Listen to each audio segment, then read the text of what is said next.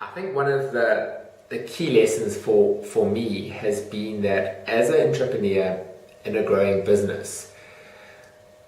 you reach a stage obviously where you need to start employing people, and those people at the time are taking a massive leap of faith when it comes to agreeing to work for you. I mean, obviously you agree on salary and remuneration and all the rest, but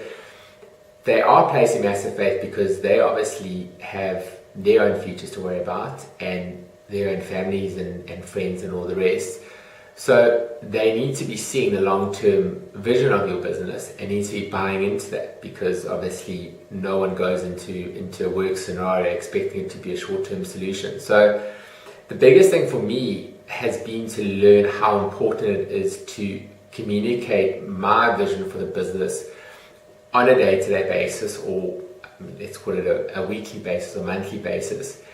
and really painting the picture not only for new staff but also for clients who buy into what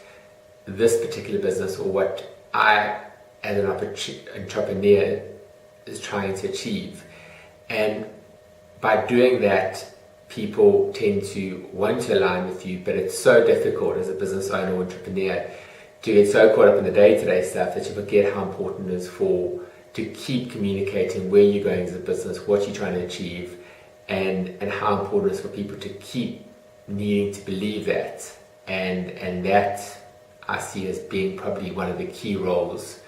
of being a business owner.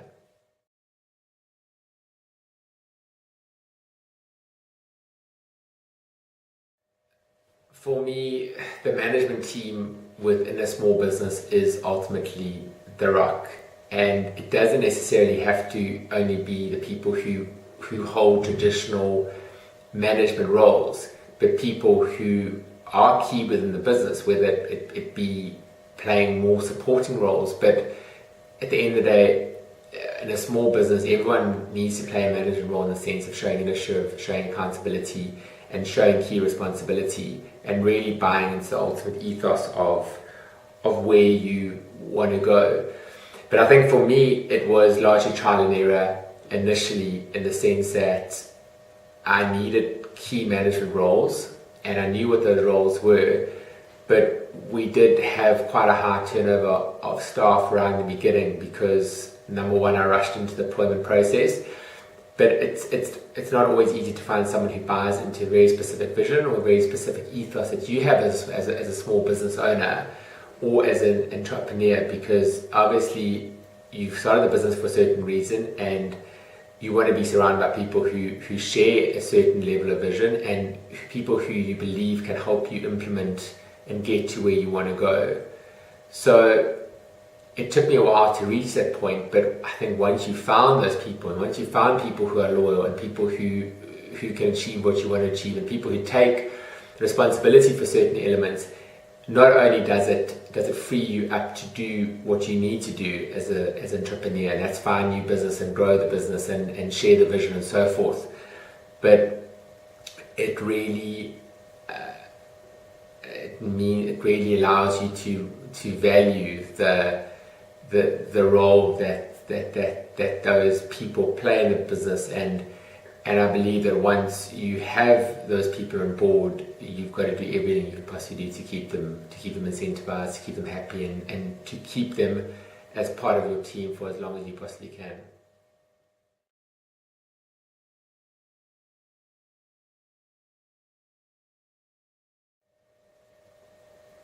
I've always said from the word go that the entrepreneurial side of the business would be one of the key cornerstones of it, and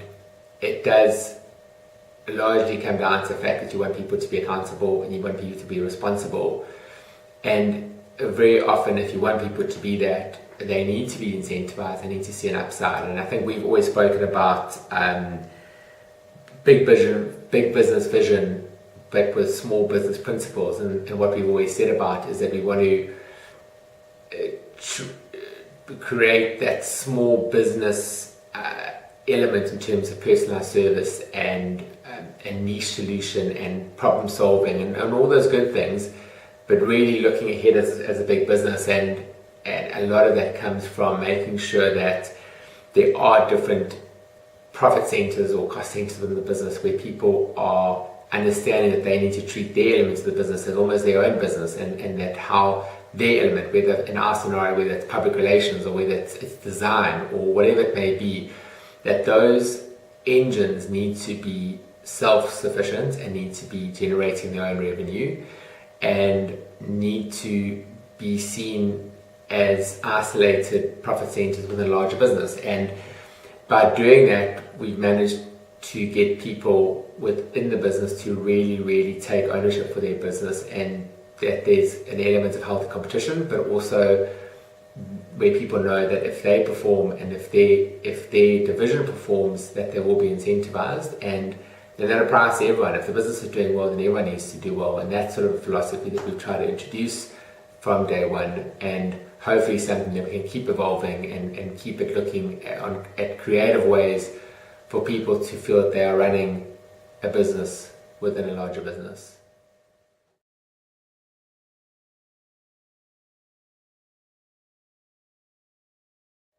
One piece of advice for an entrepreneur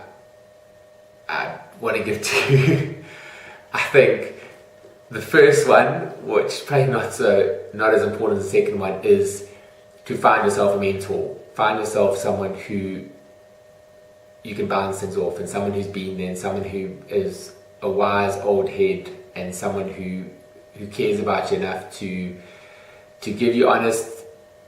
input and feedback, but someone who's not too close, someone who's not family or a very close friend, but someone who can give you a neutral perspective. And perspective is so important, because very often you can lose perspective very quickly, and that will be to the detriment of you and your business. But the one most important element of advice to any new business owner would be that if you don't like figures or accounting or anything related to that, you need to learn very quickly that although you might not like it, it needs to be the way in which you guide your business. And cash flow is the most important element to your business, and that if you can keep a very close track of cash flow from the day one, in terms of day one there might not be a lot coming in and there might not be much to manage, but it's so important that you have a very clear understanding of what your expenses are going to be over an extended period of time, and being very clear in terms of what's coming in over the period, so you can plan and you can forecast, and that by doing that you can make very accurate decisions related to your business when it comes to expansion, when it comes to downgrading, when it comes to forecasting problem areas, and in many cases then being forced to go and find new business or create new business, whatever it may be. But I strongly believe that if you can manage your cash flow and keep a very close tab on that whole process, you can not fail.